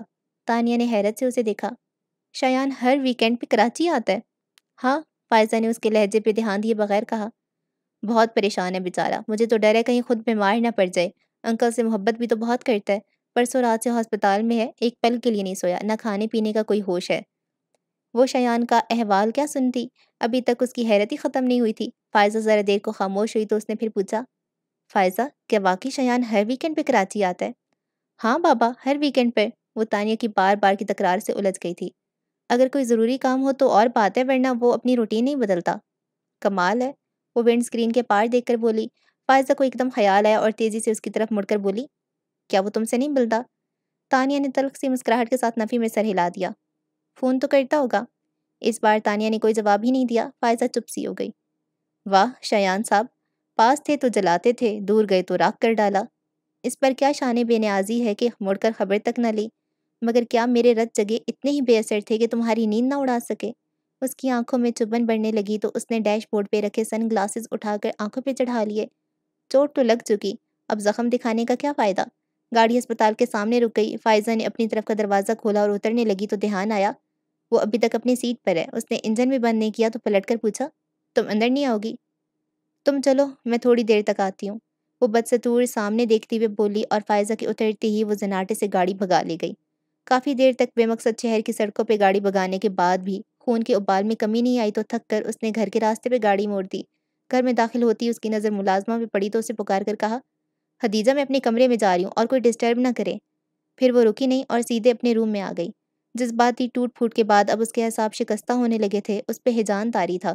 دروازہ لاک کر کے اس نے ہاتھ میں پکڑی ہر چیز بیڈ پہ پھینکی اور خود کارپٹ پہ گھٹنوں کے بل گر گئی۔ ہولے ہولے لرزتے ہوئے خود کلامی کر رہی تھی، میرے اعتبار توڑنے کی تمہارے پاس کوئی وجہ نہیں تھی شایان۔ اگر کوئی وجہ ہوتی تو تم مجھ سے لڑتے، مجھے الزام دیتے، مگر تم تو بنا کچھ کہے ہی پلٹ گئی، لفظوں کا آزار دے جاتے۔ میں کب تک تمہاری خاموشی سنوں؟ کچھ تو بولا ہوتا شایان، میں سمجھا لیتی خود کو کہ تم نے دھوکہ دیا ہے، مگر اب میں کیا کروں؟ خود کو کیسے سمجھاؤں؟ اب اس کی آواز بلند ہوتی جا رہی تھی۔ درد سے پھٹتے اپنے سر کو دونوں ہاتھوں سے پکڑے اس کا گلا رند گیا تھا۔ قصور تمہارا نہیں، غلطی میری ہے۔ میں نے کیوں تم پہ اعتبار کیا؟ میں نے کیوں تم سے محبت کی؟ کیوں میں آج بھی تم سے محبت کرتی ہوں؟ جب ساتھ ہی نہیں دینا تھا تو تم کیوں میرے پاس آئے؟ اگر جانا ہی تھا تو میری زندگی میں، میرے دل میں آنے کا تمہیں کیا حق تھا؟ پاس آ کر دور جانے کا، جھلک دکھا کر چھپ جانے کا کھیل بہت بار کھیلا ہوگا۔ وہ اب چلا رہی تھی، بہت سوں کو تڑپایا ہوگا، بہت ہوں گی جو تمہارے لیے روتی ہوں گی، مگر میں تانیہ فاروقی ہوں، ان بہت سی لڑکیوں سے بہت الگ۔ مجھے تڑپتا دیکھنے کی تمہاری خواہش کبھی پوری نہیں ہوگی شایان۔ نہ میں تڑپوں گی نہ روؤں گی۔ تم وہ نہیں جس کے لیے میں خود کو برباد کر لوں۔ وہ کہہ رہی تھی کہ وہ نہیں روئے گی، مگر دونوں بازو سختی سے اپنی گرد لپیٹ کر، پیشانی گھٹنوں سے ٹکا کر گٹھڑی بنی وہ پھوٹ پھوٹ کر رو رہی تھی۔ سورج ڈھل چکا تھا اور کمرے میں اندھیرا بڑھنے لگا تھا، لیکن تانیہ نے لائٹ جلائی نہ ہی پردے سمیٹے۔ وہ بے حس و حرکت اوندھے منہ کارپٹ پہ سمٹ کر لیٹی تھی۔ اب وہ رو نہیں رہی تھی، اس کا چہرہ ستا ہوا تھا، بال بے ترتیب ہو رہے تھے، بکھرے بکھرے حلیے کے ساتھ اس کے سر میں درد کی تیز لہریں اٹھ رہی تھیں۔ کئی گھنٹوں تک رونے کی وجہ سے وہ تھک چکی تھی اور اب اس میں اتنی طاقت بھی نہیں تھی کہ اٹھ کر بیڈ کی دراز سے پین کلر ہی نکال لے۔ پھر کچھ وقت سے ہی صحیح مگر اس نے خود کو ہلنے پہ آمادہ کر ہی لیا۔ وہ کھسک کر ٹیبل کی طرف گئی۔ ٹیبل کے سہارے سے بیٹھنے کے بعد اس نے جگ سے پانی گلاس میں ڈالا اور گلاس پکڑ کر اٹھتے ہوئے بیڈ پہ آ کر بیٹھ گئی۔ پھر ڈراز کھول کر پین کلر نکالی اور 2 گولیاں پانی کے ساتھ لے کر گلاس سائڈ ٹیبل پہ رکھا اور بیڈ پہ لیٹ گئی۔ اس کا دل چاہ رہا تھا کہ سو جائے، مگر آنکھوں میں درد اتنا زیادہ تھا کہ بند کرنا بھی مشکل تھا۔ وہ چت لیٹی نیند آ جانے کا انتظار کرتی رہی۔ اگلی صبح شاور لے کر ڈریسنگ روم میں آئی تو آئینے میں اپنی ہی صورت دیکھ کر حیران رہ گئی۔ آنکھوں کے گرد ہلکے سوجے ہوئے تھے۔ نہانے سے چہرے کی پشمردگی تو کم ہو گئی، مگر زردی جھلک رہی تھی۔ اس حالت میں سب کا سامنا کرنا مشکل لگ رہا تھا، مگر اس کے سوا چارہ بھی کیا تھا؟ گیلے بالوں کو ڈرائر سے خشک کر کے وہ ڈرائنگ روم میں ہی آ گئی۔ اور میں عزیر تو کالج جا چکے تھے اور دادا جان بھی ناشتہ ان کے ساتھ کر کے اس وقت اسٹڈی میں چلے جاتے تھے۔ مریم البتہ نور الہدیٰ کے ساتھ ہی ناشتہ کرتی تھیں، اور جب سے تانیہ نے آفس جانا شروع کیا تھا وہ بھی ان کے ساتھ ڈائننگ ٹیبل پہ موجود ہوتی۔ نور الہدیٰ اس پہ نظر پڑتے ہی چونک گئے۔ انہوں نے مریم کی طرف دیکھا، ان کے تاثرات بھی نور الہدیٰ سے مختلف نہیں تھا۔ بہادر میرے لیے چائے لے آؤ، سلائس پہ بٹر لگاتے ہوئے خود کو نارمل پوز کرنے کے لیے ضرورت سے زیادہ اونچی آواز میں بولی تھی۔ تمہیں کیا ہوا ہے؟ مریم اس کے پوز کرنے سے ذرا بھی مطمئن نہیں ہوئی تھی۔ تانیہ کو بھی اندازہ تھا کہ کچھ بھی نہیں سے کام نہیں چلے گا۔ اس نے چائے کا کپ اٹھایا جسے ابھی ابھی بہادر چھوڑ گیا تھا اور سیب لے کر بولی، اب تو ٹھیک ہوں، مگر طبیعت خراب ہو گئی تھی، اس لیے آفس سے جلدی اٹھنا پڑا۔ پھر جو ٹیبلٹ لے کر سوئی ہوں تو 1 گھنٹہ پہلے ہی آنکھ کھلی ہے۔ اس نے غیر محسوس انداز میں کل سارا دن کمرہ نشین رہنے کی بھی وضاحت کر دی۔ مجھے ابھی بھی تم ٹھیک نہیں لگ رہی ہو، تمہیں ڈاکٹر کے پاس جانا چاہیے۔ جی ماما، وہ ان کی تاکید کے جواب میں بولی۔ مریم تو قدرے مطمئن ہو کر ناشتہ کرنے لگی، مگر نور الہدیٰ مستقل اسے دیکھ رہے تھے۔ حالانکہ انہوں نے کوئی سوال نہیں کیا تھا، مگر ان کا اس طرح دیکھنا تانیہ کو پریشان کر رہا تھا۔ پھر بھی وہ آرام سے ناشتہ کرتی رہی۔ آخر انہوں نے تانیہ پر سے نگاہ ہٹا لی۔ میرا خیال ہے آج تم آفس مت جاؤ، گھر پہ ہی رہ کر آرام کرو۔ میں بھی یہی سوچ رہی ہوں، اس نے کپ میں جھانکتے ہوئے کہا۔ نور الہدیٰ اپنی جگہ سے اٹھے اور اس کے پاس آ کر اس کا چہرہ اپنے ہاتھوں میں لے کر اپنی طرف کیا۔ تمہیں تکلیف میں دیکھ کر مجھے بہت تکلیف ہوتی ہے، مگر اس وقت تکلیف اور بھی زیادہ ہوگی جب تم اپنی تکلیف مجھ سے چھپاؤ گی۔ تانیہ کو ان کے چہرے پہ وہی کھویا ہوا سا تاثر نظر آیا جو اکثر تانیہ کو دیکھتے ہوئے ابھر آتا تھا۔ وہ جھکے اور اس کے ماتھے کو چوم لیا۔ ان کی چوڑی پشت کو دیکھتے ہوئے تانیہ حیران ہو رہی تھی۔ نہ اس نے کچھ کہا، نہ پاپا نے کچھ پوچھا۔ انہیں پھر کیسے شک ہوا کہ وہ کچھ چھپا رہی ہے؟ پھر وہ اٹھ کر اپنے کمرے میں آ گئی، اور جب یقین ہو گیا کہ نور الہدیٰ چلے گئے ہیں تو لاؤنج میں آ کر وقت گزاری کے لیے ٹی وی آن کر کے بیٹھ گئی۔ مریم کہیں جانے کی تیاری میں لاؤنج سے ہو کر گزری۔ تانیہ نے دور سے ہی انہیں بائے کہا۔ مسکرا کر اس کی طرف دیکھتے ہوئے انہوں نے دروازہ کھولا، پھر کچھ سوچتی نظروں سے گلاس وال کی دوسری طرف تانیہ کو دیکھ کر انہوں نے دروازہ بند کیا اور لاؤنج میں آ گئی۔ کچھ خاص پروگرام دیکھ رہی ہو؟ نہیں، فوراً سیدھے ہو کر اس نے ٹی وی کی آواز کم کر دی۔ تم سے بات کرنا چاہ رہی تھی، وہ صوفے پر اس کے ساتھ بیٹھتی بولی۔ کہیں؟ وہ ہمتن گوش ہوئی۔ بات تو کوئی نئی نہیں ہے، پر عروسہ کا اصرار بڑھتا جا رہا ہے، حالانکہ میں بہت واضح انداز میں اسے کہہ چکی ہوں کہ تم ابھی شادی کے لیے تیار نہیں ہو، مگر وہ کہتی ہے شادی نہ صحیح منگنی تو کی جا سکتی ہے، اور سچ پوچھو تو مجھے بھی اس کی بات پسند آئی۔ فی الحال منگنی کر دیتے ہیں، پھر جب تم ذمہ داری اٹھانے کو تیار ہو جاؤ تو شادی کر دیں گے، اور کیا پتہ ایک بار انصر کے ساتھ رشتے میں بند کر شادی کا فیصلہ تمہارے لیے زیادہ آسان ہو جائے۔ پھر اسے چپ دیکھ کر بولی، چپ کیوں ہو؟ کچھ تو بولو۔ کیا بولوں ماما؟ وہ ہنسی۔ پولیس رات پر ٹھہروں یا ہٹ جاؤں؟ کچھ حاصل نہیں ہوگا، پر شاید کچھ گنوانا بھی نہ پڑے، لیکن اگر گزر جاؤں تو سب گنوا دوں گی، مگر شاید تب بھی میرے ہاتھ خالی نہیں رہیں گے۔ بن مانگے ہی صحیح، لیکن زندگی کچھ عطا تو کرے گی، پر نفع کس میں ہے اور نقصان کہاں؟ حساب کروں گی تو ہی پتہ چلے گا۔ کیا کہہ رہی ہو؟ وہ خاک بھی نہ سمجھی۔ تانیہ انہیں دیکھ کر مسکرائی۔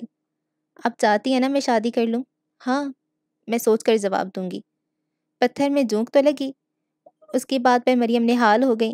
بس اب چاہے تم کچھ بھی جواب دو، میرے لیے تو یہ بھی بہت ہے کہ تم شادی کے بارے میں سوچنے کو تیار ہو گئی ہو۔ تانیہ انہیں خوش دیکھ کر شرمندہ ہو گئی، اپنی خوشیوں کے بارے میں سوچتے ہی وہ ان کی خوشیوں سے کتنا دور ہو گئی تھی۔ جانے سے پہلے کتنی ہی دیر تک وہ خود سے لپٹا کر پیار کرتی رہیں۔ اس نے تو کہہ دیا کہ سوچے گی، پھر کچھ سوچنے کی کوشش میں وہ کچھ بھی سوچ نہیں پا رہی تھی۔ کتنا وقت گزر گیا، اسے کچھ احساس بھی نہیں تھا۔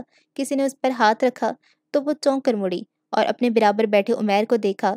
اسے ایک بار پھر چونکنا پڑا۔ وہ یونیفارم بدل چکا تھا، جس کا مطلب تھا اسے کالج سے آئے کافی دیر ہو چکی تھی۔ تانیہ کو یقین نہیں ہوا کہ وہ پچھلے 3-4 گھنٹوں سے ایک ہی حالت میں بیٹھی تھی۔ بیٹھے بٹھائے کھو جانے کی عادت یا دادا جان کی ہے یا پھر پاپا کی؟ آپ نے یہ عادت کب سے اپنا لی؟ اتنی دیر سے آپ کو آواز دے رہا ہوں، مگر آپ ہیں کہ کچھ سنتی ہی نہیں۔ میں کچھ سوچ رہی تھی، وہ اٹھتے ہی بولی۔ عزیر کہاں ہے؟ ڈائننگ ٹیبل پہ آپ کا انتظار کر رہے ہیں، اور دادا جان بھی وہی ہیں۔ چلو پھر۔ وہ ڈائننگ روم میں آ گئی۔ اسے بھوک نہیں تھی، پر سب کا ساتھ دینے کو اس نے تھوڑے سے چاول پلیٹ میں نکال لیے۔ آپ بھی صبح بتا دیا ہوتا آپ چھٹی کرنے والی ہیں، میں بھی کالج نہیں جاتا۔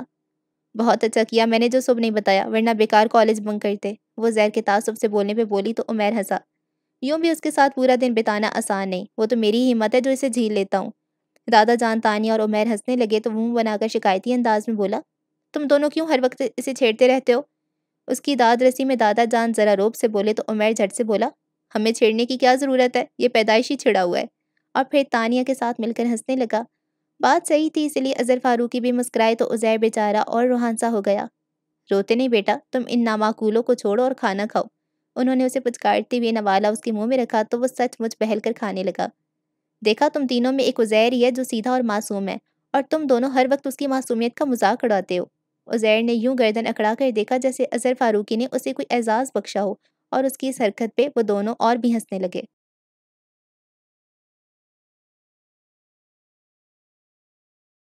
وہ بھی ایک سہانی شام کا منظر تھا۔ گرم گھاس پہ بھری ہوئی ٹرے تھامے وہ سہج سہج کے قدم اٹھاتی لان میں رکھی چیئرز کی طرف بڑھی چلی آ رہی تھی، جس پہ براجمان اظہر فاروقی اور نور الہدیٰ دنیا و مافیا سے بے خبر نہ جانے کن باتوں میں الجھے تھے۔ ان دونوں نے ہی اس کی آمد کو محسوس نہیں کیا تھا، بلکہ نور الہدیٰ تو اس وقت چونکے جب ٹرے رکھنے کے لیے جھکتے ہوئے اس کا کاسنی دوپٹہ شانے سے سرک کر گھٹنے پہ رکھے ان کے ہاتھ پہ آ پڑا۔ اس نے ایک ہاتھ سے دوپٹہ کندھے پہ ڈالتے ہوئے دوسرے ہاتھ میں بڑا سا کپ اٹھا کر بابا جان کی طرف بڑھایا، مگر انہوں نے ہاتھ میں پکڑا اخبار ایک دم اپنے سامنے پھیلا لیا۔ وہ سن سی ہو گئی۔ یہ ہو ہی نہیں سکتا تھا کہ اظہر فاروقی نے اسے اپنی طرف کپ پڑھاتے نہ دیکھا ہو۔ نور الہدیٰ کو بھی ان کی حرکت اچھی نہیں لگی تھی، وہ خود کو بولنے سے روک نہ پائے۔ بابا جان، وہ آپ کو کب پکڑا رہی ہے؟ اظہر فاروقی نے ذرا سا اخبار کا کونا نیچے کرتے ہوئے سرسری انداز میں کہا۔ ٹیبل پہ رکھ دو نا بیٹا۔ اور پھر سے اخبار اپنے سامنے کیا۔ اس نے کپ ان کے سامنے رکھا اور اسی خاموشی سے کرسی پر بیٹھ گئی۔ اس کا چہرہ پتھر کی طرح بے جان تھا، ہر بار اپنے نظر انداز کیے جانے پر اس کی کیفیت اتنی ہی شدید ہو جایا کرتی تھی۔ نور الہدیٰ اس کی اس قدر حساسیت پہ اکثر حیران اور کبھی کبھار تو پریشان ہو جاتے۔ اسے اس ٹرانس سے باہر لانے کے لیے نور الہدیٰ نے کپ اٹھا کر اس کے سامنے کیا اور اپنی عادت کے مطابق بشاشت سے بولے، کیا شام کی چائے پینا بھی چھوڑ دیا ہے؟ اس نے چونکتے ہوئے ان کی طرف دیکھا اور سادگی سے مسکراتی ہوئے ان کے ہاتھ سے کپ لے کر گھونٹ گھونٹ پینے لگی۔ گھر میں بیکار بیٹھ کر کیا کرو گی؟ تم یونیورسٹی میں ایڈمیشن کیوں نہیں لے لیتی؟ انہیں لگتا تھا اس کی حد سے بڑی ہوئی حساسیت کی وجہ تنہائی ہے، حالانکہ گھر میں بابا جان اور خود وہ موجود تھے، مگر نور الہدیٰ اپنی مصروفیت کی وجہ سے انہیں ٹھیک سے ٹائم نہیں دے پاتے تھے۔ اور بابا جان کو کہ ریٹائرڈ تھے مگر الگ تھلگ رہنا پسند کرتے تھے۔ انہوں نے سوچا یونیورسٹی جانے سے اس کی تنہائی ختم ہو جائے گی اور پھر شاید اس کی جذباتیت بھی کم ہو جائے، مگر اس نے فوراً ہی ان کے خیال کو مسترد کر دیا۔ بی اے کر لیا، کافی ہے، مجھے آگے نہیں پڑھنا۔ یہ کیا بات ہوئی؟ وہ ٹوک کر بولے۔ بس، کچھ سمجھ نہیں آیا تو اس نے کندھے اچکا دیے۔ بس کیا؟ وہ کبھی کبھار ہی بڑے پن کا روپ جھاڑتے تھے اور جب ایسا کرتے بڑے آرام سے مروب ہو جاتی جیسے ابھی ہو گئی تھی۔ اسی لہجے میں بولے، میرا خیال ہے ایڈمیشن تو اوپن ہو چکے ہوں گے، میں کسی دن فارم لے آؤں گا، تم بس فل کر دینا۔ مگر ہادی بھائی مجھے آگے نہیں پڑھنا، وہ منمنائی۔ کیوں؟ ان کا انداز ہنوز وہی تھا۔ مجھے کورس کی کتابیں اچھی نہیں لگتی۔ بڑا معصوم سا انداز تھا۔ نور الہدیٰ مسکرا دیے۔ پھر کیا اچھا لگتا ہے؟ بتاؤں؟ وہ اسی بھولپن سے جوش میں بولی، پھر ان کے جواب کا انتظار کیے بغیر شروع ہو گئی۔ اس نے سر اٹھا کر دور تک پھیلے آسمان کو دیکھا اور کہا، مجھے آسمان کو دیکھنا اچھا لگتا ہے۔ اس میں اڑتے بادل اور پرندوں کی چہکار، سورج کی کرنیں اور چاند کی چاندنی، پھول، تتلی، خوشبو، صحرا میں بہتی ہوا کی آواز، سمندر کی لہریں، سردیوں کا موسم۔ بولتے بولتے وہ اچانک ہنس پڑی، پھر انہیں دیکھ کر بولی، ہادی بھائی مجھے زندگی اچھی لگتی ہے۔ وہ ہنس پڑے مگر وہ ایک دم سے چپ ہو کر کچھ سوچنے لگی تھی۔ پھر اس نے کپ ٹیبل پہ رکھا اور اپنی جگہ سے اٹھ کر گھاس پر بابا جان کے قدموں میں بیٹھ گئی جو لاتعلق سے اخبار میں گم تھے۔ انہیں متوجہ کرنے کے لیے اس نے اپنے ہاتھ اظہر فاروقی کے گھٹنے پہ رکھ دیے۔ انہوں نے اخبار ہٹا کے اسے دیکھا۔ بابا جان، آرٹس کونسل میں نو آموز مصوروں کی پینٹنگز کی نمائش ہو رہی ہے۔ میں نے بھی اپنا نام دیا تھا اور پتہ ہے میرا سلیکشن بھی ہو گیا ہے۔ 17 دسمبر سے 3 دن کی نمائش ہے، آپ آئیں گے نا؟ جوش میں بولتے آخر میں اس کا لہجہ منت بھرا ہو گیا تھا۔ تم جانتی ہو کہ بھیڑ بھاڑ والی جگہوں پہ جانا پسند نہیں مجھے۔ انہوں نے مکمل انکار نہیں کیا تھا۔ اسی سے حوصلہ پکڑ کر وہ بولی، مگر تھوڑی دیر کو تو جا سکتے نا بابا جان، یہ میری پہلی ایگزیبیشن ہے اور اس بہانے آپ میری پینٹنگز بھی دیکھ لیں گے۔ جانتے ہیں اس بار میں نے اسٹل لائف اور لینڈسکیپنگ کے علاوہ سی اسکیپس بھی بنائے ہیں، اور کیلی گرافی تو میں نے پہلی بار ہی کی ہے۔ پچھلے مہینوں میں نے اتنے سارے نئے کینوس بنا لیے ہیں اور آپ نے ابھی تک کوئی بھی نہیں دیکھا۔ اگر دکھانا مقصود ہے تو آج ہی ایک نشست تمہارے کمرے میں رکھ لیتے ہیں، لیکن میں ایگزیبیشن میں نہیں آ پاؤں گا۔ آرمی لائف کے دوران بھی پرہجوم جگہوں پہ جانا مجھے پسند نہیں تھا، اور اب تو میں ریٹائرڈ لائف گزارتے گھر تک ہی محدود ہو گیا ہوں۔ اینی وے، بیسٹ آف لک۔ کیا ہو جاتا اگر بابا جان اس قدر رکھنے کی خاطر کچھ دیر چلے جانے کی حامی بھر لیتے؟ نور الہدیٰ نے تعصب سے سوچ کے اسے دیکھا۔ اس نے اپنی آنکھیں جھکا رکھی تھیں، پھر بھی اس کی پلکوں پہ لرزتے آنسو نور الہدیٰ کو صاف نظر آئے تھے۔ نور الہدیٰ بے چین ہو کر اٹھے اور اس کی پاس والی چیئر پہ بیٹھ کر ٹیبل پہ رکھے اس کا ہاتھ اپنے ہاتھ میں رکھ دیا، اور کچھ کہنا چاہتے تھے کہ اس نے آہستگی سے اپنا ہاتھ ان کے ہاتھ سے نیچے نکالا اور اٹھ کر یوں ہی رخ پھیرے اندر کی طرف بڑھ گئی۔ جوتوں سمیت بیڈ پہ چت لیٹے نور الہدیٰ کو اپنی کن پٹیوں پہ نمی کا احساس ہوا تھا۔ وہ اٹھ بیٹھے، اپنے چہرے پر سے آنسوؤں کو صاف کر کے ہاتھ اپنی آنکھوں کے سامنے کیا اور پوروں پہ ٹھہری نمی کو دیکھنے لگے۔ جو آج تم یہاں ہوتی تو دیکھتی کہ جو آنسو تمہاری آنکھوں سے نہ بہہ سکے، وہ 27 سالوں سے میرا چہرہ بھگو رہے ہیں۔ بے سبب تو نہیں تیری یادیں، تیری یادوں سے کیا نہیں سیکھا، ضبط کا حوصلہ بڑھا لینا، آنسوؤں کو کہیں چھپا لینا، کانپتی ڈوبتی صداؤں کو چپ کی چادر سے ڈھانپ کر رکھنا، بے سبب بھی کبھی ہنسنا، جب ہو بات کوئی تلخی کی، موضوع گفتگو بدل دینا۔ بے سبب تو نہیں تیری یادیں، تیری یادوں سے کیا نہیں سیکھا۔ وہ تھکے تھکے سے اٹھے اور کھڑکی کا پردہ ہٹا کر باہر جھانکا۔ پورچ کی تیز روشنی میں تانیہ بار بار ہارن بجا رہی تھی۔ پھر اظہر فاروقی چند لمحوں بعد اپنے پوتوں کے ساتھ نظر آئے۔ سنبھلنے کے لیے ہمیشہ ٹھوکر کی ضرورت کیوں ہوتی ہے؟ فرنٹ ڈور کھول کر بیٹھے اظہر فاروقی کو دیکھ کر انہوں نے سوچا تھا۔ اچھا جی، تو ایپیسوڈ 1 کو ہم یہیں پہ اینڈ کرتے ہیں۔ اچھا، اب تک جو مجھے لگ رہا ہے ایپیسوڈ نا، وہ کوئی ایسا ہے کہ ان کی یہ جو نور الہدیٰ کی سسٹر ہے اور اظہر فاروقی کی بیٹی ہے، وہ مین کریکٹر تھا یا مین لیڈ تھا، یا اب مر گئی ہے یا جو بھی ہے، تو وہ بہت امپورٹنٹ ہے۔ اس کی آہستہ آہستہ سٹوری نا نکل کے آئے گی، اور مجھے لگتا ہے مین سٹوری اسی کی ہے، تانیہ کی اتنی مین نہیں لگ رہی مجھے، پر شاید ہو بھی۔ تو وہ تھوڑا بہت سمجھ آ گیا کہ اس کے ساتھ برا کیا اظہر فاروقی نے، اور نور الہدیٰ اپنی بہن کا بدلہ اپنے باپ سے ایک طرح سے لے رہا ہے، ان کو زیادہ بات چیت نہ ان سے کر کے، اور ان کی برتھڈے وغیرہ پہ بھی نہیں آتا، تو اس لحاظ سے لگ رہا ہے۔ باقی تانیہ والی اگر بات کریں تو وہ شایان جو ہے وہ اچانک سے کیوں غائب ہو گیا؟ اس دن پارٹی پہ اس کے ساتھ ملتا ہے، اس کی جو ہو رہی ہوتی ہے انگیجمنٹ پارٹی، تو وہاں پر آتا ہے اور پھر اس سے بات کے بغیر چلا جاتا ہے، اور پھر بالکل غائب ہو جاتا ہے۔ ایک ناول ہم نے پڑھا تھا مستور، اگر آپ نے نہیں سنا ہوا، یہ اس کا چینل کا ڈسکرپشن میں اس کا لنک دے دوں گی، اس کے علاوہ آپ کو کامنٹ سیکشن میں بھی اس کا لنک پن کر دوں گی، اور اینڈ اسکرین پہ بھی آپ کو نظر آ جائے گا۔ مستور واجد ابرار کا جو ناول ہے وہ بھی ایسا ہی تھا، اس میں بھی ایک لڑکا بالکل ایک دم سے غائب ہو جاتا ہے اور اتنا یہ چیز ڈسٹربنگ ہوتی ہے، میں اس میں بھی یہی بات کر رہی تھی کہ جو ایک دم سے غائب ہو جاتا ہے نا، اس کو ہم لوگ غوسٹ کرنا کہتے ہیں کہ ایک دم سے آپ بس بھوت کی طرح غائب ہو جاتے ہو۔ تو یہ اگلی پارٹی کے لیے نا اتنی زیادہ چیز ٹارچر بن کے ان کو لگتی ہے کہ ان کو سمجھ ہی نہیں آتی کہ ان کو اب موو آن کرنا ہے، انہوں نے اپنا انٹرسٹ کسی اور کے لیے ڈیولپ کرنا ہے، یا انہوں نے ویٹ کرنا ہے، آپ کو منانا ہے، وہ کیا کرنا ہے؟ آپ کم از کم بتاؤ تو صحیح، آپ کو وہ بندہ اپنی لائف میں نہیں چاہیے، بتاؤ اور پھر غائب ہو جاؤ۔